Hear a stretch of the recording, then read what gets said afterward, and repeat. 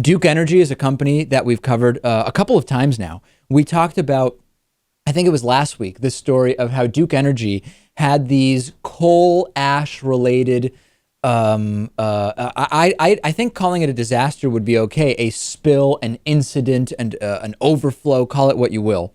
And Duke Energy said, okay, we're going to front the money to clean up all of this coal ash stuff, but if the state makes us move these locations away or closes them altogether, we're going to recoup the cost of the cleanup from our customers. So it was an example of profits are fine for capitalism, but all of a sudden, if it's cleanup costs or losses, we're going to socialize those. All of a sudden, we move to a socialist system. Duke Energy is in the news again, and they've been caught dumping coal waste into North Carolina water, just dumping it right in. North Carolina regulators a few days ago cited Duke Energy for illegally and deliberately dumping 61 million gallons of toxic coal ash waste into a tributary of the Cape Fear River, which is not just a river of no consequence if you thought, well, it's one of the rivers that don't make a difference to anybody. This is a river that provides drinking water for several cities and towns in the state of North Carolina.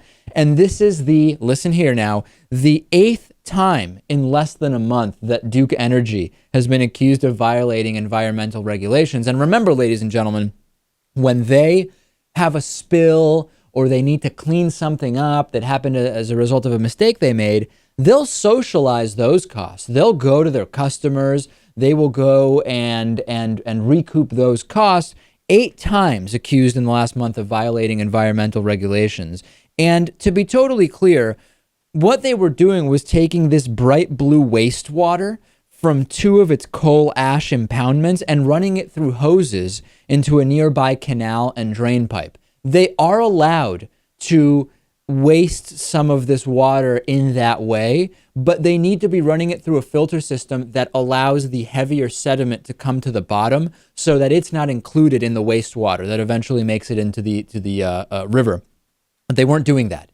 And Waterkeeper Alliance tried going to the source of the pollution with a boat, but they were warned off by plant employees. A policeman said, you've got to get out of here. Duke Energy owns the land. So they went to aerial surveillance. And as Rachel Maddow played some of the video, you can see exactly what they're doing. And they're just dumping this water in there.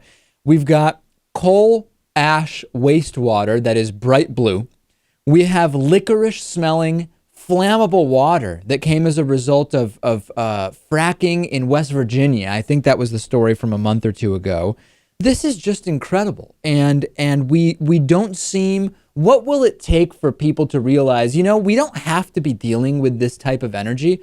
We could be completely on alternative energy. And it just doesn't seem that there's anything that will make people realize this. We could be, but I mean, the term too big to fail, I think, doesn't just apply to banks. I think it applies to these energy companies as well. I mean, what are you going to do? You're going to shut down this energy company and then have all these people have no power because of that? It's unfortunately something you have to keep up and running. It's the same type of thing, Lewis, I think, that we could apply to Obamacare's negative effect when it comes to you give 30 million more customers to the for-profit insurance industry, you further lock that system in, and it becomes even more difficult to get out of it. These companies have so much power, receive so much money in the way of lobbying, and yes, people depend on the energy provided by them, that it allows for a situation to perpetuate itself. Yeah, and I'm going to get reamed here because of this, but I mean, should energy companies even be privatized?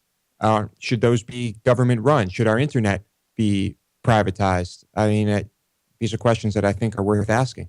Some countries believe that the answer is no, that when you talk about utilities, they shouldn't be privatized. Internet, while in this country, I know a lot of people say poor people shouldn't have internet the same way they shouldn't have TVs, for example. But other parts of the world disagree, right? Other parts of the world say, no, actually, internet is increasingly becoming ubiquitous and a utility. It is simply a basic that we should be providing. And price gouging through these monopolistic cable companies is not the right way to deliver internet. These are all perfectly fair questions. Of course, right-wingers are going to go nuts, Lewis, but that's to be expected on this program. We're used to that.